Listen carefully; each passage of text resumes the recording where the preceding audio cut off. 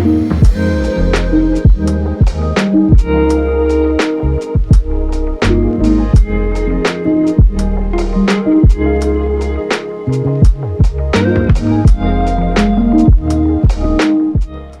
Media நேயர்களுக்கு வணக்கம். இன்னைக்கு நம்ம கூட குழந்தையின்மை சிறப்பு மருத்துவரும் சென்னை பிரசாந்த் ஃபெர்டிலிட்டி சென்டரோட சேர்மனுமான டாக்டர் கீதா ஹரிப்ரியா மேடம் இணைஞ்சிருக்காங்க. அவங்க கிட்ட குழந்தையின்மை பற்றிய சந்தேகங்களை கேட்டு தெரிஞ்சுக்கலாம் வாங்க. வணக்கம் டாக்டர். வணக்கம். இந்தியாவுல குழந்தையின்மை பிரச்சனை காரணமா இந்த IVF ட்ரீட்மெண்ட் எடுத்துக்கிறவங்களோட ரேஷியோ எந்த அளவுக்கு அதிகமா இருக்கு மேம்? IVF சிகிச்சை ரேஷியோ எதுக்கு அதிகமாகுதுன்னா, ஒண்ணு இப்ப அந்த விழிப்புணர்வு அதிகமா இருக்கு. ஏன்னா மீடியால நிறைய கவரேஜ் இதுல இருக்கு. இதுக்கு முன்னாடி IVFனாலே அது ரொம்ப தப்பு, நம்ம விந்தணுக்கள் யூஸ் பண்ணுவாங்களா, நம்ம முட்டை யூஸ் பண்ணுவாங்களா, IVF சிகிச்சைனால தாய்க்கு ஏதாவது ப்ராப்ளம் இருக்குமா, இல்ல குழந்தைக்கு பிரச்சனை இருக்குமா, இதெல்லாம் நிறைய கொஸ்டின்ஸ் பேரண்ட்ஸோடைய மைண்ட்ல இருந்தது. ஆனா இப்போ அந்த மாதிரி கிடையாது. ஏன்னா மீடியா கவரேஜ்னால, மீடியா இன்ஃபர்மேஷன்னால எல்லாருக்குமே இப்போ IVF எதனால செய்யணும் அண்ட் IVFன்னா என்ன, அதனால இந்த மாதிரி ப்ராப்ளம்ஸ் எல்லாம் இல்லை, இதெல்லாம் அவங்களுக்கு நல்ல கிளாரிட்டி இருக்கு. ஸோ நம்ம ஒரு ஸ்டாண்டர்ட் ஃபார்முலா வச்சிருக்கோம். இப்போ குழந்தையின்மை அப்படின்னு வந்தாங்கன்னா அவங்களுக்கு வயசு என்ன, எத்தனை வருஷம் ஆச்சு அவங்களுக்கு கல்யாணம் ஆயிட்டு, அவங்களுக்கு எந்த ப்ராப்ளம் அண்ட் அவங்க சோஷியல் பேக்ரவுண்ட், அவங்களுக்கு வீட்டில் என்ன ப்ரெஷர் இருக்கு, அண்ட் அந்த தாய்க்கு ப்ராப்ளமா இல்லை அந்த ஆண்களுக்கு பிரச்சனையா, இதெல்லாம் இம்பார்ட்டன்ட். இது வச்சு நம்ம நார்மலா எல்லாமே நல்லா இருக்கு, நம்ம யூட்ரஸ் நல்லா இருக்கு, ஓவரிஸ் நல்லா இருக்கு, டியூப்ஸ் நல்லா இருக்கு, விந்தணுக்கள் நல்லா இருக்கு, ஆனா 2 வருஷம் ட்ரை பண்ணியும் அவங்களுக்கு குழந்தையின்மை இருக்கு அப்படின்னா அது பேர் அன்எக்ஸ்பிளைன்ட் இன்ஃபர்டிலிட்டி. ஸோ நார்மலா 1 வருஷம் தான் வெயிட் பண்ணுவோம், பட் சின்ன வயசு இருக்கவங்களுக்கு 2 இயர்ஸும் வெயிட் பண்ணலாம். அண்ட் இந்த டைம்ல அவங்களுக்கு அந்த குழந்தையின்மை இன்னும் தொடர்ந்து இருந்துச்சுன்னா அவங்களுக்கு ஃபர்ஸ்ட் ஸ்டெப் டேப்லெட்ஸ் இன்ஜெக்ஷன் கொடுத்து முட்டை வளர்ச்சி கரெக்டா இருக்கான்னு ஸ்கேன் வழியா பார்த்து அந்த முட்டை வெளியாற சமயம் அவங்கள செய்யற சொல்லுவோம். இது எதனால செய்யறோம் அப்படின்னா, அந்த முட்டையோடைய உயிர் 24 மணி நேரம், அந்த 24 மணி நேரத்துல சேர்ந்தா தான் குழந்தை பாக்கியம் கிடைக்கும். அதனால இதை அட்வைஸ் பண்றோம். ஸோ நார்மலி இது ஒரு 3-4 சைக்கிள்ஸ் பண்ணலாம். பட் அது தொடர்ந்து பண்றதுனால நமக்கு எந்த விதமான பலனும் கிடையாது. ஏன்னா அது ஏதோ ஒரு ரீசன்னால நிக்கல. அதனால நம்ம அடுத்த கட்டம், ஏன்னா சில சமயம் கர்ப்பப்பை வாயில எதிர்ப்பு சக்தி இருக்கு, எவ்வளவு பெஸ்ட் ஸ்பெர்ம் கவுண்ட் இருந்தாலும் அது உள்ள போக முடியாது. ஸோ இதை தவிர்க்க நம்ம இன்ட்ராயூட்ரைன் இன்செமினேஷன், அதாவது விந்தணுக்களை கர்ப்பப்பை உள்ள செலுத்துற அந்த சிகிச்சையை நம்ம ஸ்டார்ட் பண்றோம். இது இன்டர்நேஷனல் லெவல்ல 4 தரம் நம்ம பண்ணலாம். 4 தரம் வரல அப்படின்னா அதுக்கு காரணம் இந்த கர்ப்பப்பை உள்ள வச்சு அந்த ஃபெலோப்பியன் டியூப்ல வெயிட் பண்ற அந்த முட்டை போய் சேர்ந்துச்சா இல்லையா, இதுக்கு டெஸ்ட் கிடையாது. அதனால இது நடக்கல அப்படின்றத ப்ரெசியூம் பண்ணிக்கிறோம். அடுத்தது முட்டையோடைய ஓடு ரொம்ப திக்கா இருக்கலாம், அதனால விந்தணுக்கள் அது உள்ள பெனிட்ரேட் பண்ணி உள்ள போக முடியாம இருக்கலாம். விந்தணுக்களே ரொம்ப வீக்கா இருக்கலாம், அதனால அந்த பெனிட்ரேட்டிங் கெப்பாசிட்டி கம்மியா இருக்கலாம். ஸோ இந்த 3 காரணங்களுக்கு எந்த விதமான டெஸ்டும் கிடையாது. அதனால நம்ம 4 வாட்டி நம்ம IUI செஞ்சு அது சரி வரல அப்படின்னா இந்த காரணங்கள்ல ஏதாவது ஒரு காரணம் இருக்கும் அப்படின்றத நம்ம நினைச்சு நம்ம IVF சிகிச்சையை சஜஸ்ட் பண்ணுவோம். ஸோ IVFல என்ன பண்றோம்னா, நம்ம முட்டை வளர்ச்சி வரத்துக்கு இன்ஜெக்ஷன்ஸ் எல்லாம் போட்டு முட்டை கீழ் வழியா எடுத்து அந்த விந்தணுக்களை முட்டையில செலுத்தி கருவை உருவாக்கி அது கர்ப்பப்பை உள்ள செலுத்துறோம். அதுதான் IVF. ஸோ இந்த பெண்களுக்கு இந்த சிகிச்சை ஃபுல்லா அவங்களுக்கு தெரியும். அதனாலதான் அவங்க இப்ப இந்த IVF அக்செப்ட் பண்றதுக்கு அவங்க யோசிக்கிறது இல்லை. அண்ட் கவுன்சிலிங் ரொம்ப இம்பார்ட்டன்ட். வந்த உடனே நம்ம IVFன்றதே ஸ்டார்ட் பண்ணக்கூடாது, நம்ம நேச்சுரல் தான் ட்ரை பண்ண போறோம் அப்படின்றத அவங்க கிட்ட சொல்லிட்டு அதுக்கப்புறம் தான் நம்ம ஸ்டார்ட் பண்ண போறோம். ஆனா மனசளவுல இதுதான் ரெகுலர் பிளான் நம்ம ஃபாலோ பண்ணோம். உங்க எக்ஸ்பீரியன்ஸ்ல இந்த IVF ட்ரீட்மெண்ட் எடுத்துக்கிட்டு அது சக்சஸ் ஆகாதவங்க திரும்ப வந்திருக்காங்களா மேம்? நிறைய பேர் தோல்வி அடைஞ்சவங்க கட்டாயம் திரும்பி பார்க்கணும். ஏன்னா தோல்வி அடைஞ்சது எதுக்கு அப்படின்றது எல்லாருடைய ரைட், அது தெரிஞ்சுக்கிறது.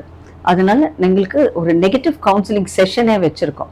இதுல நாங்க 3 பேர் அந்த கேஷீட்டை படிச்சு A to Z ஃப்ரண்ட் பேஜ்ல இருந்து கடைசி பேஜ் வரைக்கும் ஃபுல்லா அலசி பார்த்து என்னென்ன ப்ராப்ளம்ஸ் இருக்கு, நம்ம இதுக்கு முன்னாடி நம்ம பார்த்துருப்போம், எல்லாமே பார்த்துட்டு தான் நம்ம IVF சிகிச்சை செய்வோம். ஆனா இந்த நுணுக்கமான சில விஷயங்கள் நமக்கு இந்த நெகட்டிவ் ஆனப்புறம் தான் நமக்கு இந்த ப்ராப்ளம் நம்ம இன்னும் கொஞ்சம் இதுக்கு முக்கியத்துவம் கொடுக்கணும், அண்ட் இதெல்லாம் பார்த்து நம்ம அதுக்குரிய டெஸ்ட் செஞ்சு அந்த டெஸ்ட்ல வர ரிசல்ட்டை வச்சு நம்ம அடுத்த வாட்டி சிகிச்சை பண்றப்போ அந்த மருந்துகள்லாம் கொடுத்து இல்ல அந்த டெக்னிக்கை வந்து நம்ம பண்ணி அதுக்கப்புறம் நம்ம வந்து அந்த ஐவிஎஃப் பண்ணோம்னா நமக்கு இந்த நெகட்டிவ்ஸ் அடுத்த வாட்டியாவது நமக்கு வெற்றி அடைவதற்கு வாய்ப்பு இருக்கு. ஸோ எல்லாருமே வந்து நெகட்டிவ் கவுன்சிலிங் வருவாங்க. வரலைன்னா நாங்கள் ஃபோன் பண்ணி இதுதான் ப்ராப்ளம், இதனால தான் உங்களுக்கு வந்து உங்களுக்கு இந்த மாதிரி ப்ராப்ளம் வந்துச்சு, நீங்க வந்து எப்போ மனசளவுல நீங்க பெட்டரா ஃபீல் பண்றீங்களோ அப்போ நீங்க எங்ககிட்ட வந்து பேசுங்க. ஏன்னா இதை வந்து நம்ம அந்த ஃபைல்ல எழுதி டாக்குமெண்ட் பண்ணி வச்சுக்கணும். இன்னைக்கு இல்லைன்னாலும் நீங்க 6 மாசம் கழிச்சு நீங்க பண்றதா இருந்தாலும் அப்போ வந்து உங்களுக்கு இந்த நோட்ஸ் எல்லாம் ரொம்ப யூஸ்ஃபுல்லா இருக்கும்னு சொல்லி அவங்கள வரவழைச்சு இந்த சிகிச்சை எதனால ஃபெயில் ஆச்சு, நிறைய வாட்டி நமக்கு சிகிச்சை எதனால ஃபெயில் ஆச்சுன்னு தெரியாது. பட் அப்போ வந்து எக்ஸ்ட்ரா டெஸ்ட் பண்ணி எதுக்கு ரிஜெக்ட் ஆச்சுன்னு பார்த்து அதுக்குரிய சிகிச்சையை அவங்களுக்கு சஜஸ்ட் பண்ணுவோம். அண்ட் 95% ஆஃப் பேஷண்ட்ஸ் வந்து டெஃபினட்டா நம்ம சொல்றது அவங்களுக்கு வந்து புரிஞ்சு அவங்க வந்து அது வந்து நம்ம மோஸ்ட்லி அவங்க நம்பி வருவாங்க. அண்ட் 95% ஆஃப் பேஷண்ட்ஸ் டெஃபினட்டா திரும்பி வந்து இந்த சிகிச்சையை செகண்ட் டைம் பண்ணுவாங்க. ஏன்னா அவங்களுக்கு தெரியும் நம்ம அவங்க உடம்பை பத்தி நமக்கு நல்லா தெரிஞ்சிருக்கோம் இப்போ. அண்ட் அவங்க இந்த டெக்னாலஜி அவங்களுக்கு சூட் ஆகலைன்னா அடுத்த டெக்னாலஜி என்ன அப்படின்றது நமக்கு தான் தெரியும். இதெல்லாம் பேஷண்ட்ஸ் இப்போ நல்லா புரிஞ்சுக்கிட்டு அவங்க டெஃபினட்டா செகண்ட் டைம் கவுன்சிலிங் வராங்க. நம்ம கவுன்சிலிங் எஃபெக்டிவா இருந்துச்சுன்னா அவங்க டெஃபினட்டா வருவாங்க. அண்ட் பிரசாந்த் ஃபர்டிலிட்டியில மோர் தென் 95% பேஷண்ட்ஸ் டெஃபினட்டா வந்து உடனே இல்லைன்னாலும் அவங்களுக்கு எப்போ அந்த ஃபைனான்சியலி அண்ட் மனசளவில் அவங்க எப்போ ஃபிட்னு நினைக்கிறாங்களோ அப்போ வந்து அவங்க சிகிச்சை எடுத்துக்கிறாங்க. And at least 90% of patients second அட்டெம்ப்ட்ல அவங்க பிரெக்னன்சி வரும். குழந்தையின்மை காரணமா எடுத்துக்கக்கூடிய இந்த ஐவிஎஃப் ட்ரீட்மெண்ட்டுக்கு ஏஜ் லிமிட் இருக்கா மேம்? ஐவிஎஃப் ட்ரீட்மெண்ட்டுக்கு ஏஜ் லிமிட் கிடையாது. ஆனா இப்போ வந்து கவர்மெண்ட்ல வந்து 50 years for women and 55 years for men அப்படின்றது வச்சிருக்காங்க. இதுக்கு முன்னாடி சிகிச்சைக்கு வயசெல்லாம் கிடையாது. பட் இப்போ வந்து அந்த லேடிஸ் வந்து ஹெல்த் வந்து கரெக்டா இருக்கணும், அவங்க வயசு இருக்கணும் குழந்தைய வளர்க்கறதுக்கு அப்படின்றதுனால ஆண்களுக்கு 50, ஆண்களுக்கு 55, பெண்களுக்கு 50 அப்படின்றத அந்த இது கொடுத்துருக்காங்க, அந்த லிமிட் கொடுத்துருக்காங்க. ஸோ சப்போஸ் நமக்கு வந்து அந்த லிமிட் உள்ள நம்ம வரலை, நிறைய வாட்டி ட்ரை பண்ணோம் ஆனால் நமக்கு ப்ரெக்னன்சி வரலை, இல்லை சில பேர் வந்து குழந்தைய எழுந்துட்டு வருவாங்க. ஸோ அப்போ வந்து அவங்களுக்கு ஆல்ரெடி வயசு 50 இருக்கும். ஸோ அவங்க என்ன பண்ணுறது, அப்படியே இருந்துட முடியாதுல்ல. அதனால கவர்மெண்ட்டே வந்து கோர்ட் வழியாக நம்ம போய் அந்த கேஸ் வந்து நம்ம அந்த ஜட்ஜு கிட்ட கேட்டு இந்த மாதிரி இந்த ப்ராப்ளம்ஸ் எல்லாம் இருந்துச்சு அப்படின்னு சொல்லி அவங்க வந்து ஒரு ரிலாக்ஸேஷன் வாங்கிட்டு அதுக்கு மேலேயும் வந்து அந்த 52 இயர்ஸ் 53 இயர்ஸ்லையும் கோர்ட் ரிலாக்ஸேஷன் கொடுக்குறாங்க. சில பேர் வந்து நிறைய வாட்டி தோல்வி அடைஞ்சிருப்பாங்க. ஆனால் அவங்க பேபிஸ் வந்து ட்ரீட்மெண்ட்டை முன்னாடியே ஆரம்பிச்சிருப்பாங்க. அதனால அந்த பேபிஸ் வந்து அங்கே ஃப்ரீசிங்ல இருந்திருக்கும். அந்த மாதிரி இருக்கிற பெண்களுக்கும் கவர்மெண்ட் வந்து அலோவ் பண்றாங்க. ஏன்னா ஆல்ரெடி அவங்களுக்கு அந்த எம்ப்ரியோஸ் இருக்கு. அண்ட் ஏதோ ஒரு காரணத்தினால அவங்களால வர முடியல, பண காரணமோ அந்த மனசு ரீதியாக அவங்களால அக்செப்ட் பண்ண முடியல, இல்லைன்னா கொஞ்சம் ஸ்மால் ஹெல்த் இஷ்யூஸ் இதனால அவங்க வர முடியல அப்படின்னா அவங்களுக்கு அந்த வயசு ரிலாக்ஸேஷன் கொடுத்து ஸ்டில் 52 53 இயர்ஸ் அண்ட் மென்னுக்கு 57 58 அந்த ரேஞ்சுக்கு கொடுக்குறாங்க. அது ரொம்ப ரொம்ப நல்லது. பிகாஸ் கவர்மெண்ட் வந்து கன்சிடர் பண்ணி கொடுக்குறாங்க. எப்பவுமே நம்ம அந்த மாதிரி பண்றப்போ நம்ம கவர்மெண்ட்டை ஃபுல் அனுமதி வாங்கிட்டு பண்றது நல்லது. இந்த ஐவிஎஃப் ட்ரீட்மெண்ட்டுக்கு வர்றவங்களுக்கு கவுன்சிலிங் முக்கியமா இருக்கா மேம்? கவுன்சிலிங்ன்றது very very important part of IVF programme. Almost எல்லாருமே வந்து ஐவிஎஃப் கவுன்சிலர்ஸ் வச்சிருப்பாங்க. இந்த ஐவிஎஃப் கவுன்சிலர்ஸ் வந்து எந்த அளவுக்குன்னா, நம்பர் 1 டாக்டர் வந்து கன்சல்டன்ட். இப்போ கன்சல்ட்னா நான் வந்து ஃபைல் எல்லாம் படிச்சு நான் வந்து அவங்களுக்கு எக்ஸ்பிளைன் பண்ணி என்னென்ன ஒவ்வொரு டெஸ்ட்டுக்கும் எதனால பண்றோம், அந்த டெஸ்ட் ரிசல்ட் என்ன, அந்த ஃபைனலாக வந்து என்ன டயக்னோசிஸ், அந்த டயக்னோசிஸ்க்குரிய ட்ரீட்மெண்ட் என்ன, இதெல்லாம் சொல்லிட்டு அதுக்கப்புறம் ஒரு பிளான் எழுதிட்டு நீங்கள் ஐயுஐ பண்ணுறீங்களா ஐவிஎஃப் பண்ணுறீங்களா இந்த பிளான் எழுதிட்டு அதுக்கப்புறம் நெக்ஸ்ட் பர்சன் இன்லைன் டாக்டர் அவங்க வந்து அந்த பிளானை வந்து நீட்டாக ஒரு டிராஃப்டாக எழுதி கொடுப்பாங்க. ஏன்னா மனசளவில் அவங்களுக்கு வந்து கிளியர் அண்டர்ஸ்டாண்டிங் இருக்கணும். அதனால நெக்ஸ்ட் வந்து ஐவிஎஃப் கோஆர்டினேட்டர் சிஸ்டர்ஸ் இருக்காங்க. ஸோ அவங்க வந்து இந்த ஐவிஎஃப் பற்றி எப்போ பிளட் டெஸ்ட் வரணும், எப்போ ஸ்கேனுக்கு வரணும், அவங்க அனுமதி கன்சென்ட் ஃபார்ம்ஸ் அதெல்லாம் வாங்குறதுக்கு அவங்க நர்சஸ் இருக்காங்க. அவங்க பேர் nurse coordinators, IVF coordinators. And next வந்து ஐவிஎஃப் கவுன்சிலர். இவங்க வேலை என்னன்னா ஸ்டெப் பை ஸ்டெப் ஐவிஎஃப் வந்து டே டு டே என்ன நடக்கும், இன்னைக்கு என்ன நடக்கும், அண்ட் நெக்ஸ்ட் வீக் என்ன நடக்கும், 10 நாள் எப்போ முடிப்பீங்க, அந்த ரஃப் டேட்டு, அந்த முடிக்கிற டைமுக்கு அப்புறம் நீங்கள் என்னென்ன பண்ணணும், அந்த அட்மிஷன் போட்டப்புறம் அந்த ட்ரிப் போடுவாங்கன்றதுல இருந்து எல்லாமே சொல்லுவாங்க. மயக்கம் கொடுத்துட்டு இந்த கீழ் வழியா அந்த எக் எடுப்போம், அந்த எக் எடுத்த உடனே ஈவினிங் நீங்க வீட்டுக்கு போகலாம், என்ன டயட் எல்லாமே அவங்க கிளாரிட்டி கொடுப்பாங்க. முக்கியமானது வந்து ஃபைனான்சியல் கவுன்சிலிங். ஸோ அவங்களுக்கு வந்து பிளானிங் இருக்கணும். ஏன்னா எல்லாருக்குமே வந்து எவ்வளோ பணம் செலவாகும், என்னென்னத்துக்கு என்னென்ன செலவாகும், நீங்கள் வந்து ஒரு பேக்கேஜ் கொடுத்தீங்கன்னா அந்த பேக்கேஜில் என்னென்ன இன்க்ளூடடு, என்ன மாதிரி பேக்கேஜ் எல்லாம் வச்சுருக்கீங்க. எல்லாருக்குமே ஹை லெவல் மெடிசன் இருக்கணுன்றது அவசியம் இல்லை. சின்ன வயசு ப்ராப்ளம் வந்து ஸ்மால் ப்ராப்ளம், விமன் வந்து ஃபுல்லி ஓகே, மென்னுடைய ஸ்பெர்ம் கவுண்ட்னால தான் இந்த இது வரல அப்படின்னு தெரிஞ்சதுன்னா நம்ம வந்து இந்த லேடிஸ்க்கு சிம்பிள் மெடிசன் கொடுத்து அவங்களுக்கு வந்து பேக்கேஜ் கம்மியாகவே கொடுக்கலாம். ஏன்னா அவங்களுக்கு வந்து லேடிஸ்க்கு வந்து இன்ஜெக்ஷன்லாம் பெருசாக ஒன்றும் செலவாகாது. ஏன்னா இன்ஜெக்ஷன்ஸ் தான் மெயின் பேர்டன். அது வந்து நமக்கு எக்கு சரியாக வரலை அப்படின்னா அந்த இன்ஜெக்ஷன்ஸ் நிறைய கொடுக்கறதுலேயே நிறைய செலவாயிடுது. அதனால நம்ம வந்து அந்த என்ன செலவாகும், என்ன மெடிசன் யூஸ் பண்ணுவோம், என்ன பேக்கேஜ் உங்களுக்கு யூஸ்ஃபுல்லாக இருக்கும் உங்கள் பர்டிகுலர் ப்ராப்ளம்க்கு, இதெல்லாம் நம்ம டெஃபினட்டாக அவங்களுக்கு எக்ஸ்பிளைன் பண்ணணும். அதே மாதிரி வயசு அதிகமானவங்களுக்கு நம்ம என்ன பண்ணணும், அவங்களுக்கெல்லாம் வந்து அந்த ஒவேரியன் ரிசர்வ், அதாவது ஓவரியோடைய கெப்பாசிட்டி, முட்டை ப்ரொடியூஸ் பண்ணுறதுக்கு அந்த கெப்பாசிட்டி வந்து கம்மியாக இருக்கும். ஸோ அவங்களுக்கு வந்து நம்ம வந்து ஹை லெவல் மெடிசன்ஸ் யூஸ் பண்ணால் தான் அவங்களுக்கு வந்து நல்ல முட்டை, தரமான முட்டை எண்ணிக்கையும் அதிகமாக இருக்கும். ஸோ இவங்களுக்கெல்லாம் வந்து நம்ம அந்த எவ்வளோ காஸ்ட் ஆகும், மெடிசன் காஸ்ட் எவ்வளோ ஆகும், ப்ரொசீஜர் காஸ்ட் எவ்வளோ ஆகும், அது அப்படின்றது 100% நம்ம சொல்லணும். அடுத்தது வந்து அவங்க வந்து டெக்னாலஜி, நம்ம டெக்னாலஜி அதிகமான டெக்னாலஜி, இந்த டாப் டாஸ் டெக்னாலஜி யூஸ் பண்ணோம்னா இவங்களுக்கு வந்து பெட்டராக வந்து ரிசல்ட்ஸ் வரும். தேர்ட் கேட்டகரி வந்து யார் யார் வந்து ஃபெயில் ஆகிட்டு உங்ககிட்ட வராங்களோ அவங்களுக்கு வந்து கவுன்சிலிங் வேறு. அவங்களுக்கு வந்து ஃபர்ஸ்ட் டைம் ஃபெயில் ஆயிட்டாங்க.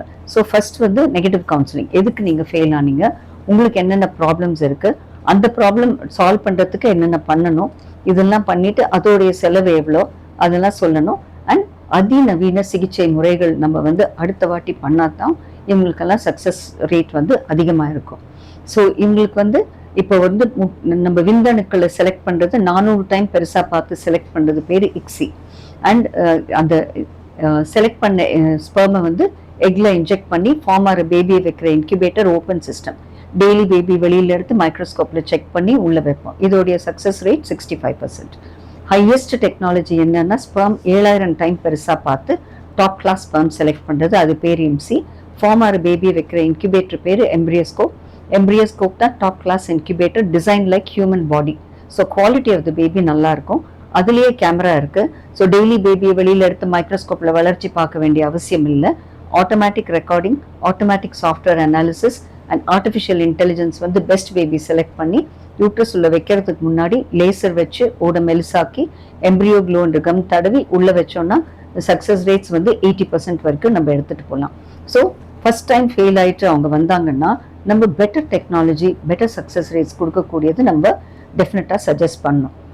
ஃபோர்த் கேட்டகரி யாருன்னா நிறைய டைம் அவங்க ப்ரெக்னன்சி டெஸ்ட் பாசிட்டிவாக வரும். பட் ஃபைனலாக வந்து ஒன்று பயோகெமிக்கல் ப்ரெக்னன்சி பிளட் டெஸ்ட்டில் தான் தெரியும், இல்லைன்னா ஸ்கேன் பண்ணி ஃபர்ஸ்ட் ஸ்கேனில் ஹார்ட் பீட் தெரியும், செகண்ட் ஸ்கேனில் ஹார்ட் பீட் இருக்காது.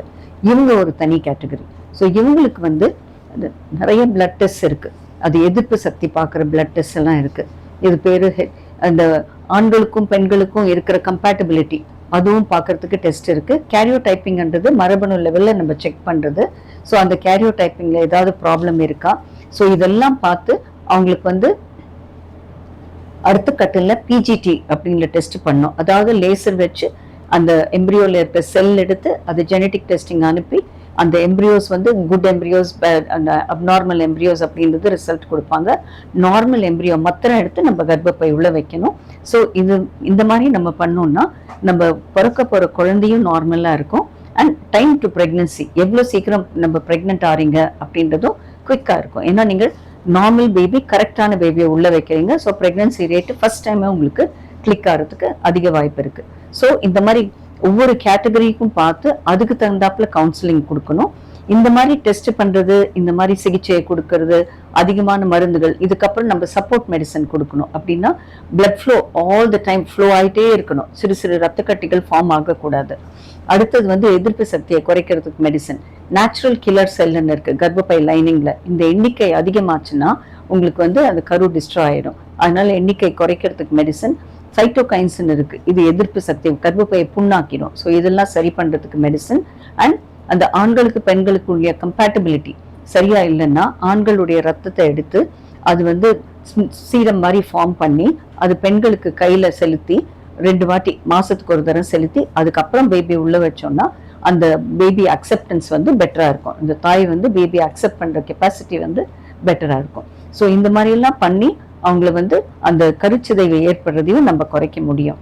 ஸோ ஃபைனலி வந்து அவங்களுக்கு டயட் கவுன்சிலிங். ஏன்னா பேஷண்ட்டுக்கு மோஸ்ட் இம்பார்ட்டன்ட் வந்து நான் வந்து என்ன சாப்பிடலாம் அப்படின்றது. ஸோ பாதாம், பிஸ்தா, cashnut, walnut, sprouts, paneer, cheese, சுண்டல், eggs, mutton, chicken or fish non வெஜிடேரியன்ஸ்க்கு. And no smoking, no alcohol, no coffee for men, no coffee for women also. So இந்த டயட் கவுன்சிலிங் வந்து ரொம்ப இம்பார்ட்டன்ட். நான் ரொம்ப சிம்பிளாக சொன்னேன், பட் டயட்டிஷியன் வந்து டீட்டெயில்டாக சொல்லுவாங்க. அண்ட் ஃபைனலி சைக்கலாஜிக்கல் கவுன்சிலிங், இது வெரி வெரி இம்பார்ட்டன்ட். ஏன்னா எல்லாருமே ஒரு கவலையோடு வருவாங்க, சக்ஸஸ்ஃபுல் ஆகுமா ஆகாதான்னு டவுட்டோடு வருவாங்க. அதனால அவங்களுக்கு நம்ம இருக்கோம், நம்ம ஒரு தோல் கொடுக்கறதுக்கு ஆள் இருக்கோம். அண்ட் அவங்களுக்கு என்னென்ன டவுட்ஸ் இருக்கோ அவங்க வந்து நம்ம கிட்ட டிஸ்கஸ் பண்ணலாம், எத்தனை வாட்டி வேணாலும் வந்து டிஸ்கஸ் பண்ணலாம். அப்படின்ற அந்த மன தைரியம் கொடுத்தோம்னா அவங்க வந்து அந்த ட்ரீட்மெண்ட்டையே நல்ல ஒரு பாசிட்டிவ் அப்ரோச்சோட அவங்க வருவாங்க. ஆண்களுக்கு இந்த பிரச்சனை எந்த பெர்சன்டேஜ்ல இருக்குது மேம்? அது மட்டும் இல்லாம ஸ்பெர்ம் கவுண்ட் கம்மியாகிறது அல்லது ஸ்பெர்மே இல்ல அப்படின்னா ஆல்டர்னேட்டிவ் ட்ரீட்மெண்ட் இருக்கா மேம்? ஸோ நான் ஸ்டூடெண்டா இருக்கிறப்போ ஆண்கள் பெண்கள் இவங்களுக்கு வந்து அந்த சதவிகிதம் வந்து பெண்களுக்கு 60%, ஆண்களுக்கு 40%. ஆனா இப்போ 30 வருஷம் 35 வருஷம் கழிச்சு பாத்தீங்கன்னா ஆண்களுக்கு பெண்களுக்கு ஆல்மோஸ்ட் சமம். சமீபமா ஒரு 7-8 வருஷமா பாத்தீங்கன்னா ஆண்கள் 60%, பெண்கள் 40% ஆயிட்டாங்க. இது எதனாலன்னா உடல் பருமன் and stress, smoking, alcohol, lot of medicines for various reasons அவங்க எடுக்கக்கூடிய மெடிசன். அண்ட் சில சமயம் வந்து நமக்கு அந்த காரணம் தெரியாது. அது அந்த மாதிரி வந்து ஆண்கள் எனக்கு எதுக்கு இந்த மாதிரி இருக்கு, நான் ஸ்மோக் பண்றது இல்லை, ஆல்கஹால் எடுக்கிறது இல்லை, எனக்கு எந்த விதமான பேட் ஹேபிட்ஸும் கிடையாது, எனக்கு மாத்திரம் எதுக்கு இந்த மாதிரி ஸ்பெர்ம் கவுண்ட் கம்மியா இருக்கு, அந்த மாதிரி நிறைய பேர் குவெஸ்சன் பண்ணுவாங்க. இதுக்கு வந்து பர்டிகுலரா ஆன்சர் கிடையாது. ஏன்னா அவங்க பிறக்கிறப்பவே அந்த ஜெர்ம் செல்ஸ் வந்து கம்மியா இருந்திருக்கு. அதனால சில பேருக்கு வந்து கம்மியா இருக்கும், சில பேருக்கு 0 இருக்கும்.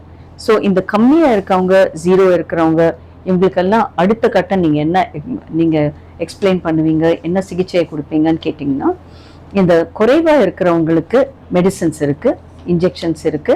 அவங்க ஹார்மோன் டெஸ்ட், பிளட் டெஸ்ட், அதுக்கப்புறம் வந்து ஸ்கேன் பண்ணி ரத்த ஓட்டம் டெஸ்ட், அண்ட் கேரியோடைப்பிங்ன்றது மரபணு லெவலில் செக் பண்ணி பார்ப்போம். Karyotyping, chromosome test. ஸோ இந்த குரோமோசோம் டெஸ்ட் இதெல்லாம் நம்ம பண்ணிட்டு அதுக்கப்புறமும் நமக்கு ரிசல்ட் வந்து இதெல்லாம் வந்து பர்ஃபெக்டா இருக்கு, பட் ஸ்டில் நமக்கு ஒரு ரிசல்ட் கிடைக்கல அண்ட் மெடிசனும் ஒர்க் ஆகல அப்படின்னா நம்ம வந்து இருக்கிற விந்தணுக்களை வந்து நம்ம எடுத்து இக்ஸி என்ற முறையில, இப்போ நான் எக்ஸ்பிளைன் பண்ண மாதிரி இக்ஸி என்ற முறையில அந்த விந்தணுக்களை முட்டையில செலுத்தி நம்ம அந்த கரு உருவாகிறதுக்கு அதிக வாய்ப்பு இருக்கு.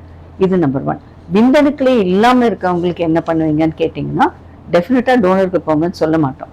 இந்த விந்தணுக்களே இல்லாம இருக்கிறவங்களுக்கு 3 காரணம் இருக்கலாம். ஒண்ணு வந்து உற்பத்தியே இல்லாம இருக்கலாம்.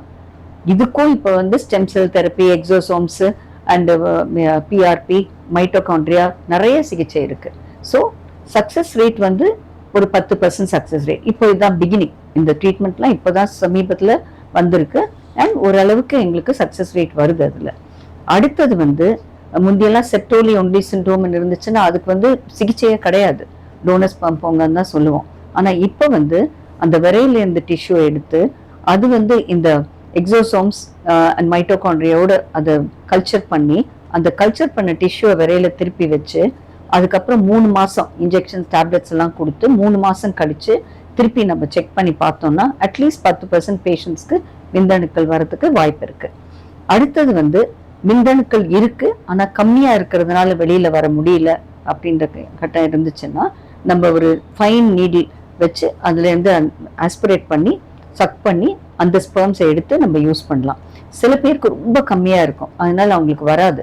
ஸோ மைக்ரோ டிசி அப்படின்னு இருக்கு. இது மைக்ரோஸ்கோப் வழியா அந்த விரையில ஒரு சின்ன கட் பண்ணி கம்ப்ளீட்டா நம்ம செக் பண்ணி பார்த்து 40 மடங்கு மைக்ரோஸ்கோப் வந்து first time in India Prashanth ஃபர்டிலிட்டியில ஒரு ஆல்மோஸ்ட் ஒரு 14 years ago வாங்கினது.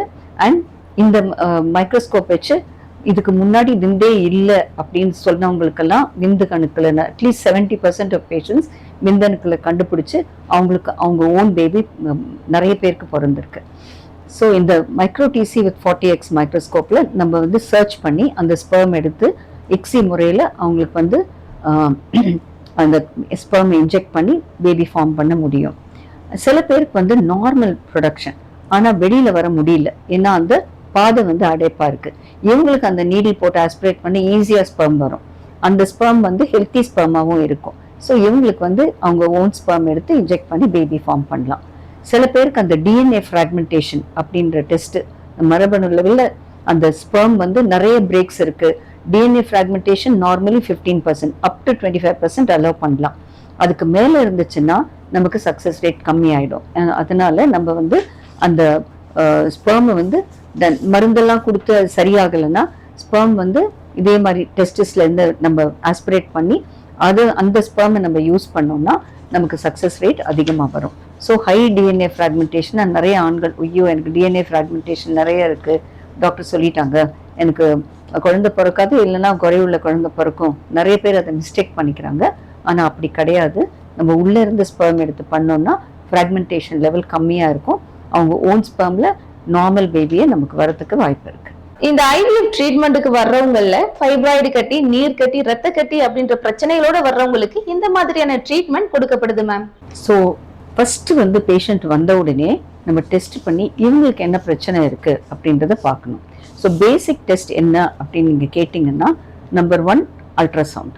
இந்த அல்ட்ராசவுண்டில் கர்ப்பப்பை தெரியும், அந்த ஓவரி தெரியும், சில சமயம் இந்த டியூப்ல நிறைய தண்ணி இருந்துச்சுனாலும் அதுவும் தெரியும். அண்ட் கர்ப்பப்பை உள்ள இப்போ 3D ஸ்கேன் எல்லாம் சூப்பர். அந்த கர்ப்பப்பை ஷேப் என்ன, அது உள்ள எக்ஸ்ட்ரா சதை இருக்கா, பார்ட்டிஷன் மாதிரி இருக்கா, அது பேரு செப்டம். இதனால கர்ப்பப்பை 2 பாகமா பிரிஞ்சிருது. சில சமயம் கர்ப்பப்பையே ரெண்டு கர்ப்பப்பையா வளருது. ஸோ இந்த மாதிரி விஷயங்கள் எல்லாம் நமக்கு ஸ்கேன்ல தெரியும். ஸோ இது வந்து இந்த ஃபைப்ராய்டு அப்படின்னு இருந்துச்சு, இல்லை சிறு சிறு ரத்த கட்டி கர்ப்பப்பையோடைய சதையில இருந்துச்சுன்னா அது பேர் அடினோமைசிஸ். அண்ட் ஓவரியில நீர்க்கட்டி, சிறு சிறு நீர்க்கட்டி இருக்கலாம், அது பேர் பாலிசிஸ்டிக் ஓவரி. இப்போ வந்து அது பேர் வந்து PMOS, அது நிறைய பேர் படிச்சிருப்பீங்க. அடுத்தது வந்து அந்த ஓவரியில வந்து ரத்த கட்டி இருக்கா, இல்லை பெரிய நீர்க்கட்டி ஒவேரியன் சிஸ்ட் இந்த மாதிரி இருக்கா, இதெல்லாம் நம்ம ஸ்கேன்ல தெரிஞ்சுக்கலாம். அண்ட் தெரிஞ்ச உடனே நம்ம வந்து இந்த ப்ராப்ளம்ஸ் எல்லாம் சால்வ் பண்ணிட்டு தான் நம்ம வந்து பேபி ட்ரீட்மெண்ட்டுக்கே போகணும்.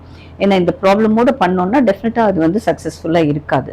ஸோ லேப்ரோஸ்கோபி, ஹிஸ்டோஸ்கோபி அப்படின்றது 3D லேப்ரோஸ்கோபி. இது வந்து எக்ஸலண்ட் வே ஆஃப் நம்ம கர்ப்பப்பை உள்ள பார்க்க முடியும் ஹிஸ்டோஸ்கோப்பில். அண்ட் கர்ப்பப்பை வெளியில டியூப், ஓவரி, ஃபுல் நம்ம இன்டெஸ்டைன்ஸ், லிவர் எல்லாமே பார்க்கலாம் இந்த லேப்ரோஸ்கோப் வழியா. 3D லேப்ரோஸ்கோப்பியில் பார்த்தீங்கன்னா அந்த பிக்சர் வந்து ஒரு 3D சினிமா பார்க்குற மாதிரி இருக்கும். சிறு சிறு ரத்த குழாய், அந்த சதை எல்லாமே கிளியராக தெரியும். ஸோ இந்த சிகிச்சை வந்து ஃபைப்ராய்டு இருந்துச்சுன்னா அந்த ஃபைப்ராய்டை எடுத்துட்டு அதுக்கப்புறம் நம்ம வந்து சிகிச்சையை கொடுக்கணும். அண்ட் ஃபைப்ராய்டை எடுத்துட்டு அதை சூச்சர் பண்ணுறது இந்த 3Dல வந்து ரொம்ப அழகாக வரும். பிகாஸ் அந்த கர்ப்பப்பையை நம்ம ரீகன்ஸ்ட்ரக்ட் பண்ணணும், அது நார்மல் கர்ப்பப்பை ஆக்கணும். அப்போதான் அது கர்ப்ப காலத்தில் நம்ம வந்து பேபியை தாங்குற சக்தி அதுக்கு அப்படியே இருக்கும். அடுத்தது வந்து கர்ப்பப்பையில் இருக்கிற சிறு சிறு ரத்த கட்டி. இந்த சிறு ரத்த கட்டியை மேக்சிமம் மெடிக்கல் ட்ரீட்மெண்ட்ல தான் குறைக்க ட்ரை பண்ணுவோம். பட் சில சமயம் வந்து அது குறையாது, இல்லைன்னா திருப்பி வந்துகிட்டே இருக்கும். இதுக்கு முன்னாடி அறுவை சிகிச்சை தான் செஞ்சு அந்த பர்டிகுலர் அந்த சிறு சிறு ரத்த கட்டியை நம்ம வெளியில எடுப்போம். ஆனா இப்போ வந்து மைக்ரோவேவ் அப்ளேஷன் இருக்கு. இது லேப்ரோஸ்கோப் வழியா ஒரு சின்ன ஃபைன் ஸ்டிக் மாதிரி இருக்கும்.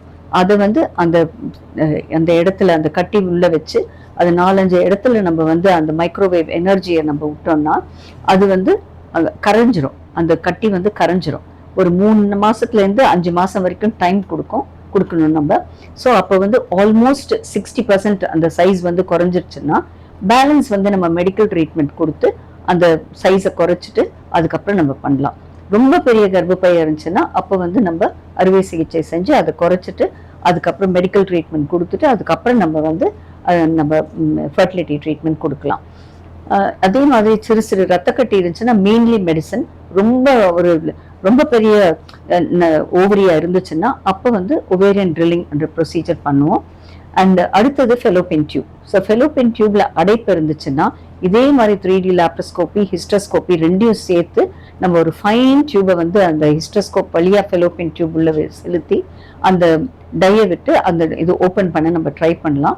சப்போஸ் வந்து இதுக்கு முன்னாடி நமக்கு கர்ப்பத்தோட ஆப்ரேஷன் ஆயிடுச்சு, நமக்கு இப்போ குழந்தை வேணும் அப்படின்னு நினச்சோம்னா 3D லாப்ரோஸ்கோப் வச்சு ரொம்ப பியூட்டிஃபுல்லாக அந்த 2 டியூப்பை நம்ம வந்து ஜாயின் பண்ணி அவங்களுக்கு நேச்சுரலாகவே கன்சீவ் ஆகிறதுக்கு வாய்ப்பை நம்ம கொடுக்கலாம். அண்டு ரொம்ப பேடாக அந்த டியூப் டிஸ்ட்ராய் ஆகிருக்கு, பெரிய கலெக்ஷன் ஆஃப் வாட்டர் இருக்குது, அந்த கெட்ட தண்ணி நிறைய இருக்குன்னா அந்த டியூபை பிரித்து வச்சுறது நல்லது. ஆனால் பேஷண்ட்ஸ் வந்து இதை பற்றி சொன்னாலே ரொம்ப பயந்துருவாங்க. ஏன்னா அவங்க வந்து ஐயோ என் டியூப் போயிடுச்சுன்னா இனிமேல் நாங்கள் நேச்சுரலாக கன்சீவ் ஆகவே முடியாது அப்படின்னு நினச்சிக்குவாங்க. நம்ம ரொம்ப மோசமான டியூப் வந்து குழந்தைய கொடுக்க முடியாது. ஸோ அந்த மோசமான டியூபை தான் நம்ம பிரித்து வைக்கணும்னு நம்ம சொல்கிறோம். ஸோ இது வந்து புரிஞ்சுக்கணும். அப்படின்னா அது இருந்துச்சுன்னா அந்த கெட்ட தண்ணி யூட்ரஸ் உள்ள வந்து நம்ம டெஸ்ட் பேபி பண்ணாலும் பேபியை உள்ள வச்சாலும் அதை வந்து வாஷ் அவுட் பண்ணிக்கிட்டே இருக்கும். அதனால நமக்கு அந்த டியூப் இருக்கிறது நமக்கு இடைஞ்சல், நல்லது செய்யலை. ஆனால் அதை வந்து நம்ம பிரித்தோம்னா நமக்கு நல்லது நடக்கும். அதனால பேஷண்ட்ஸ்க்கு இது புரியுற மாதிரி சொல்லி அந்த டியூபை பிரிக்க வைப்போம். ஆனால் அதுதான் லாஸ்ட் திங். என்னென்ன முடியுமோ அதெல்லாம் அந்த டியூபை சேவ் பண்ணுறதுக்கு தான் ட்ரை பண்ணுவோம். அதுக்கப்புறம் தான் இந்த லாஸ்ட் தான் இந்த சாய்ஸ் ஆஃப் இந்த டிஸ்கனெக்ஷன் பண்ணுறது. ஸோ இந்த கர்ப்பப்பை உள்ள செலுத்துகிற டெலிஸ்கோப் பேர் ஹிஸ்டோஸ்கோப். ஸோ நான் சொன்ன மாதிரி செப்டம், இல்லை சின்ன கட்டி இருக்குது உள்ள, இல்லை இந்த ஃபைப்ராய்ட் கட்டிய கர்ப்பப்பை உள்ளே இருக்குது, இல்லை பழைய இன்ஃபெக்ஷன் எதனால எல்லாமே ஒட்டிகிட்டு இருக்கு, சிலந்தி வலை மாதிரி இருக்குது அப்படின்னா நம்ம வந்து ஹிஸ்டோஸ்கோப் வழியாக இதெல்லாம் கிளியர் பண்ணிடலாம். ஸோ ஃபவுண்டேஷன் ஸ்ட்ராங்காக இருக்கணும். அதுக்கு என்னென்ன ப்ராப்ளம் இருக்கோ அதெல்லாம் நம்ம சால்வ் பண்ணிவிட்டு அதுக்கப்புறம் நம்ம IUI IVF நேச்சுரல் எது பண்ணாலும் நமக்கு சக்ஸஸ் ரேட்ஸ் வந்து பெட்டராக இருக்கும்.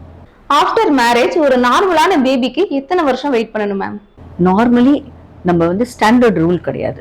இப்போ சின்ன வயசுன்னா நாங்கள் யூஸ்வலாக சொல்கிறது 1 year வெயிட் பண்ணுங்க. பட் சப்போஸ் பேஷண்ட்டுக்கு ஆல்ரெடி 40 வயசு ஆயிடுச்சுன்னா அவங்களுக்கு 41 வயசு ஆகிடும். அண்ட் இப்போல்லாம் முட்டை வளர்ச்சி ரொம்ப ரொம்ப கம்மியாயிருக்கு. இது ஒரு மேஜர் இஷ்யூ. என்ன முட்டை வளர்ச்சி கம்மியாச்சுன்னா நமக்கு இதுக்கு முன்னாடியெல்லாம் டோனர் எக் போங்கன்னு சொல்லுவோம். ஆனால் இப்போ வந்து நமக்கு நான் சொன்ன மாதிரி ஆண்களுக்கு சொன்ன மாதிரி எக்ஸோசோம், மைட்டோகாண்ட்ரியா அண்ட் PRP இதெல்லாம் இருக்கு. இதை வந்து லாப்ரோஸ்கோப் வழியா ஓவரியில் இன்ஜெக்ட் பண்ணி அதுக்கப்புறம் நம்ம அவங்க ஓன் முட்டையில குழந்தை வர மாதிரி நம்ம பண்ணலாம். ஸோ அந்த 40 years எல்லாம் ரீச், ஈவன் 37 38 years ஆச்சுனாலே நாங்கள் வந்து please try only for 6 months. 40 years ஆச்சுன்னா 3 months. அண்ட் இம்மீடியட்டாக வந்து நீங்கள் நெக்ஸ்ட் லெவல் ஆஃப் ட்ரீட்மெண்ட்டுக்கு நீங்கள் போயிருங்க. இதுக்கு மேலே வெயிட் பண்ணிங்கன்னா முட்டை வளர்ச்சியில் மேஜர் இஷ்யூஸ் வரதுக்கு வாய்ப்பு இருக்குது அப்படின்றத எக்ஸ்பிளைன் பண்ணிடுவோம். இப்போ நிறையவே ஃபர்டிலிட்டி சென்டர்ஸ் வந்துருச்சு. ஆனா நம்ம பிரசாந்த் ஃபர்டிலிட்டி சென்டருக்கும் மற்ற ஃபர்டிலிட்டி சென்டருக்கும் இருக்கக்கூடிய டிஃபரன்ஸ் என்ன மேம்? பிரசாந்த் ஃபர்டிலிட்டியில் இருக்கிறவங்க எல்லாம் சீனியர் கன்சல்டன்ட்ஸ். அப்படின்னா நான் வெளிநாட்டுக்கு போயிட்டு வந்து நான் படிச்சுட்டு வந்ததை நிறைய பேர் ட்ரெயின் பண்ணியிருக்கேன். Most important embryology. ஸோ எங்கள் எம்ப்ரியாலஜிஸ்ட் எல்லாம் வந்து they train by Australian team. Australian team 18 வருஷமாக இங்கே வந்துட்டு போயிட்டு இருந்தாங்க. ஒன்லி கோவிட் டைமில் தான் ஸ்டாப் பண்ணாங்க. ஸோ எல்லா எம்ப்ரியாலஜிஸ்டும் ட்ரெயின் பை ஆஸ்திரேலியன்ஸ். அதனால் அவங்களுடைய டெக்னிக், அவங்களுடைய டிசிப்ளின் எல்லாமே வேறு மாதிரி இருக்கும்.